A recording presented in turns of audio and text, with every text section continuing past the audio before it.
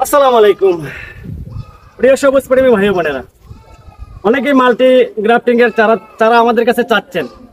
Multi grafting চারা তৈরি কিংবা গাছটারে তৈরি করা, এই দুইটা বিষয়ের উপরে ভাই একটু অভিজ্ঞতার প্রয়োজন। এই গাছটা দেখেন মাল্টি কলম, এখানে একবার কলম করা হয়েছে, এখানে একবার গ্রাফটিং করার পরে দেখেন মাল্টিটা কিভাবে বানাইছে।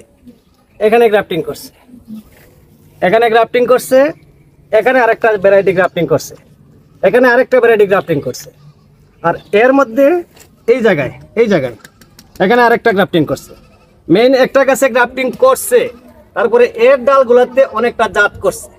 আমি যে কথাটা বলি, এই রুটটা থাকতে হবে সম্পূর্ণ দেশি। এই রুটের উপরে ডালগুলা যখন আসে, ডালগুলাকে একসাথে বড় করতে হবে। একটা অনেক বড়, আরেকটা ছোট, ফল হবে না ভাই। এই দুইটা দখল করে নিয়েছে সব জায়গা। এই দুইটা কোথায় যাবে? এই দুইটা যাওয়ার রাস্তা কোথায়? এবার দেখেন, মাল্টি যে চাচ্ছেন আপনারা, অনেকে মাল্টি চান।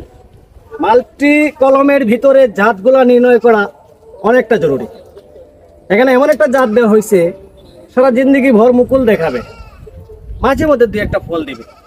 এই জাত দিয়ে তো মাল্টি করলে ভাই, মানুষ কখনো তার যে মনের একটা স্বপ্ন ছিল একই গাছে ভিন্ন ভিন্ন রকমের ফল দেখবো, এটা তো পূরণ হবে না।